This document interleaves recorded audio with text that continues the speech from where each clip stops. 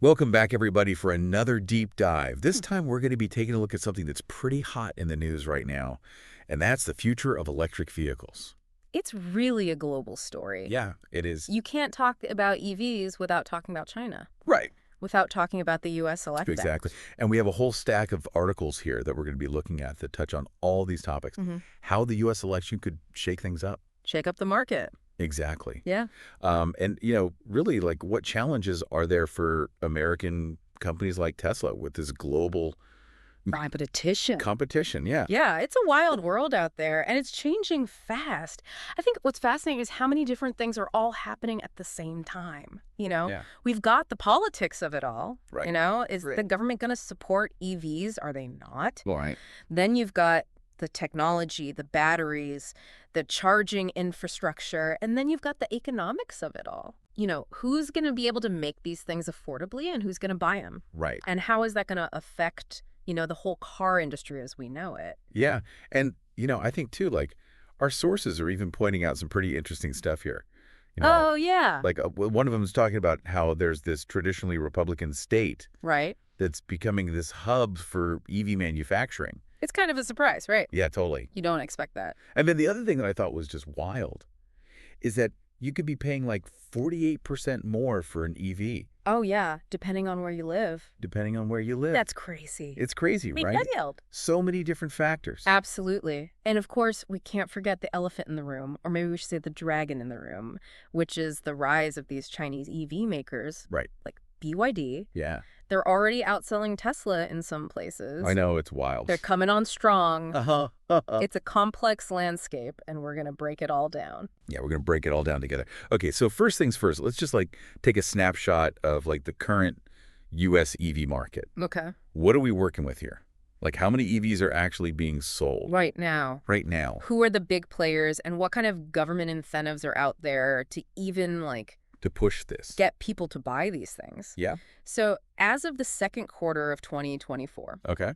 battery electric vehicles, Okay. they made up about 7.1% of the U.S. car market, Okay. which is a pretty decent chunk. And projections show that this number could jump Okay. to a whopping 29% Wow, 29%. by 2030. That's a huge jump. Okay, that's a big jump, So we've got the Inflation Reduction Act, right? The IRA. the IRA.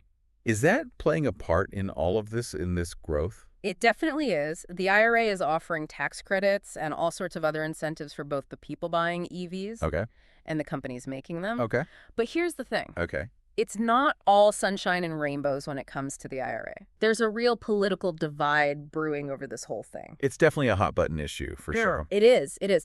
Some people, they just don't like the idea of using taxpayer money Right. to fuel this EV revolution, as they call it. Yeah, and I think one of our articles even cited a poll in Michigan, Oh, yeah. which is like the heart of the U.S. auto industry. Right.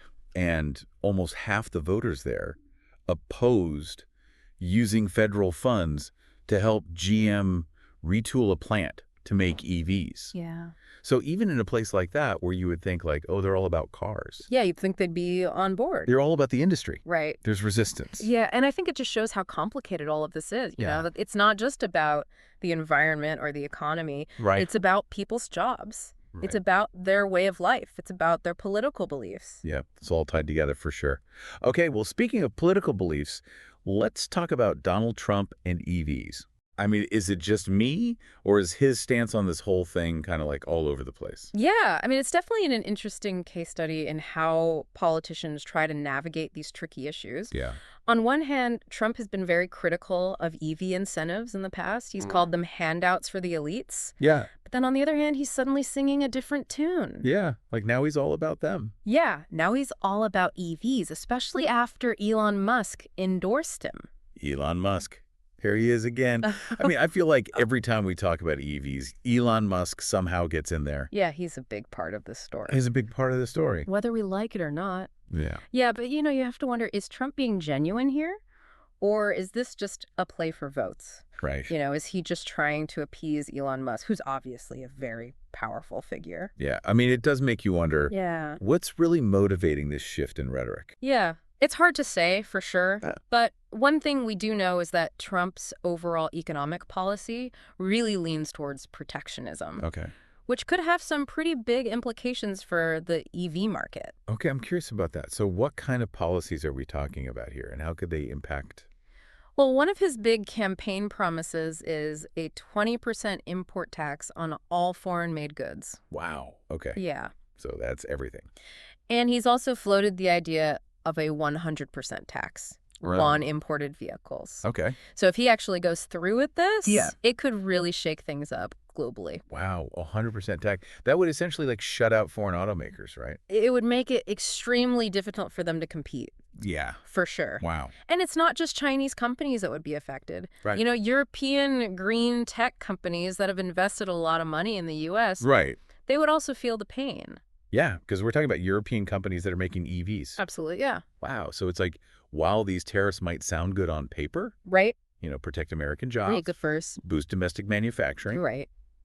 they could also backfire big time. They could stifle innovation. Right. They could limit choices for consumers. Right. And they could even spark trade wars. Yeah. Nobody wins in a trade war. Nobody wins in a trade war, that's Yeah. right. So it's a very delicate balancing act. It is. It is. All right. So we've talked about the U.S. side of things. Right. But we got to talk about the other big player in this whole electric revolution, China. China. We've got some articles here that are really highlighting how much progress they've made Yeah. and the challenges that they're posing to companies like Tesla. Yeah. It's crazy how fast they've come up. I mean, they're not messing around. They are not messing around. They have made it very clear that they want to be the global leader in this space Yeah. in electric vehicles. In electric vehicles. And they're putting their money where their mouth is. Yeah. One of our articles was talking about these two companies, CATL and BYD, PATL and BYD, which are the world's leading battery makers right now. like the top two. And together, Yeah. they control over 53% of the market. That's over half. 53%. That's crazy. It's a huge amount of power. Yeah. And it gives them a massive advantage. In the EV market. Yeah, in the EV market. Because batteries are the heart of an electric vehicle. They're the most expensive part. That's right. So if Yeah. you control the batteries, you control a lot of the market. Wow. And they're not just focusing on batteries. They're Right. investing heavily in charging infrastructure, Right. research and development, Okay. and they're even securing the raw materials. Oh, wow. The lithium, the Mm. cobalt, all the stuff that you need to make these batteries. Yeah, they're thinking ahead. They are thinking ahead. Well, yeah. They're playing the long game. Okay. So what does this mean for companies like Tesla? Yeah. You know Tesla's been the big dog, They've been leading the charge. the king of the hill for years, but now they're facing this serious competition. Yeah, I mean, Not just from BYD, but from a whole bunch of Chinese startups. yeah. And are they at risk? Like, Where? could these Chinese companies really overtake Tesla? It's definitely a possibility. I mean, Tesla still has a strong brand. Yeah. They have this reputation for innovation. Right.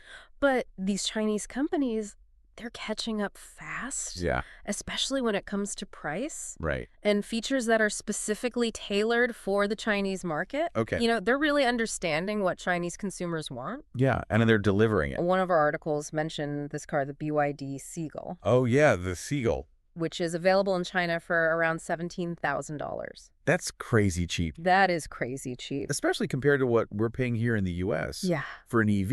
Yeah.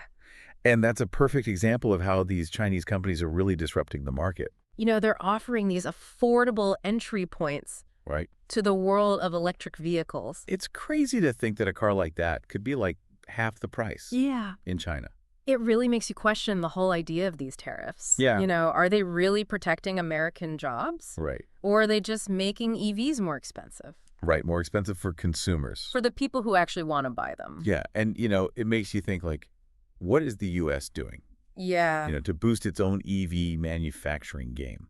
That's a great question. To boost its own EV manufacturing game, well, the U.S. isn't just sitting back and watching China take over. Okay. They are making moves.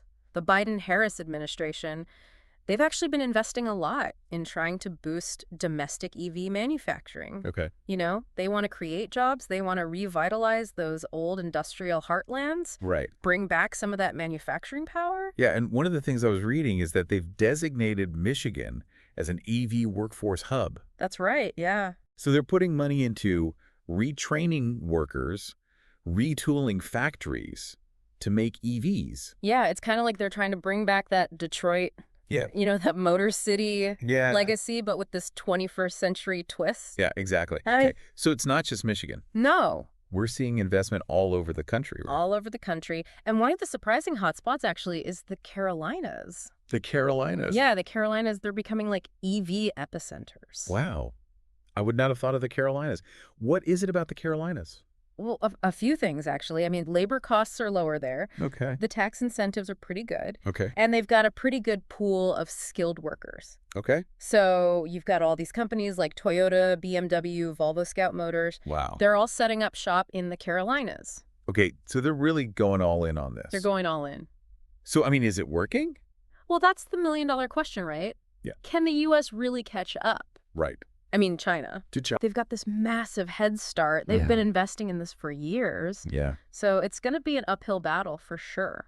Yeah. So, I mean, it just seems like there's so much going on here. There is. There is a lot. It's a lot to process. It's a lot to process. You've got this election that could completely change the game. You've Right. got Tesla trying to hold on to its crown Yeah. while these Chinese companies are nipping at their heels. Yeah. And then you've got the U.S. trying to figure out how to compete in this new world. Yeah. It's exciting. It's a little scary. It is. But one thing is for sure, Okay. this shift to electric vehicles, Yeah. it's not going away. It's happening. It's happening. It's not a fad. It's not a trend. Yeah. It's a fundamental shift in how we get around. It's the future. Yeah. I mean, And it's being driven by technology, by the environment, by consumer demand. yeah. And I think no matter, All these things coming together. no matter who wins the election, no matter which company comes out on top, Right. this transition to EVs, It's going to happen. it's going to happen. So I think the real question is, Yeah. what role Right. is the U.S. going to play in all of this? Yeah. Are we going to be leaders? Yeah. Are we going to be followers? Are we Yeah. going to get left behind? I mean, it feels like a pivotal moment. It does. It feels like we're at a crossroads. Yeah. And the decisions that we make today Yeah. are going to have a huge impact on what happens next. I'm curious to hear your take on all of this. I mean, do you think the U.S. is doing enough to really compete in this global EV market? Or are we at risk of falling behind? That's a really good question. And it's one that deserves a much deeper dive. Okay, So let's do that. let's do it. That's a really good question. And it's one that deserves a much deeper dive. So let's do that. Yeah. What can the U.S. do to really solidify its position in this electric vehicle revolution? Yeah, because it feels like we're at this tipping point, Yeah. where things could go either way. Yeah. It's a critical moment for sure. And the choices that we make today as a country are going to have huge implications for the future. Okay, so let's dive in. What are some of the things that the U.S. needs to be doing to stay ahead of the curve? Well, first and foremost, I think we need to focus on building a strong domestic supply chain Okay. for EVs. Right now we're still heavily reliant on other countries for things like batteries and raw materials. Right. And that makes us vulnerable. If those supply chains get disrupted for whatever reason, Right. it could really hurt our EV industry. So we need to invest in domestic manufacturing. We need to incentivize companies to produce these components here in the U.S. So we're talking about like bringing back manufacturing jobs. Exactly, bringing back those manufacturing jobs, creating a more resilient economy. And it's not just about the jobs themselves. It's about having control over our own destiny, Right. when it comes to this critical technology. Yeah, that makes sense. Okay, So strong domestic supply chain, that's number one. that's number one. Number two, I think we need to double down on research and development. Okay. China, they're pouring money into EV research. Right. They're coming up with new technologies, new innovations all the time. Okay. And if we want to stay competitive, we need to do the same. We need to invest in our universities, our national labs, our private companies to make sure that we're pushing the boundaries of what's possible with EVs. So we're not just playing catch up? Exactly. We need to be the ones leading the charge when it comes to innovation. Okay. And third, I think we need to make EVs more affordable. Right, because that's one of the biggest barriers right now. It is a huge barrier. Yeah. I mean, EVs are still more expensive than gasoline-powered cars. Yeah. And for a lot of people, that price difference is just too much to overcome. Yeah, especially with the economy the way it is right now. Exactly. People are struggling. So we need to find ways to make EVs more accessible to the average consumer. Okay. And that means things like expanding tax credits, offering rebates, maybe even exploring some new financing models to make it easier for people to buy these cars. Yeah, because, I mean, if we want people to switch to EVs, they have to be able to afford them. Exactly. Affordability is key. So strong domestic supply chain, research and development affordability. Right. What else? Well, the fourth thing, and this is a big one, Okay. we need to build out the charging infrastructure. Right. That's huge. I mean, I've heard so many people say like, oh, I would love to get an EV, but I'm worried about charging it. Yeah, range anxiety is a real thing. And it's one of the biggest obstacles to EV adoption because right now there just aren't enough charging stations out there, especially in rural areas. Right. So people are worried about getting stranded. So we need to invest heavily in building out a nationwide network of charging stations. Right. Make it easy for people to charge their cars wherever they go. So we're talking about like charging stations at gas stations, at rest stops. Everywhere. Everywhere. Wow. Yeah, we need to make it as convenient to charge an EV as it is to fill up a gas tank. Okay. And that's going to take a lot of investment. It is going to take a lot of investment, but it's an investment that's worth making. Yeah. Because it's going to create jobs, it's going to boost the economy, and it's going to help us transition to a cleaner, more sustainable future. So it sounds like we have a lot of work to do, We do. but it also sounds like we have a huge opportunity. We do. We have a chance to be leaders in this new era of transportation, Yeah. to create jobs, to boost our economy, and to protect our planet. So it's not just about cars, it's about the future. It's about the future. It's about the kind of world we want to live in. Well said. Well, it's been fascinating talking to you about all of this. It's been a pleasure. Yeah, I feel like I've learned so much. I'm glad to hear that. And I think our listeners has too. So thanks for joining us on the Deep Dive. We'll see you next time.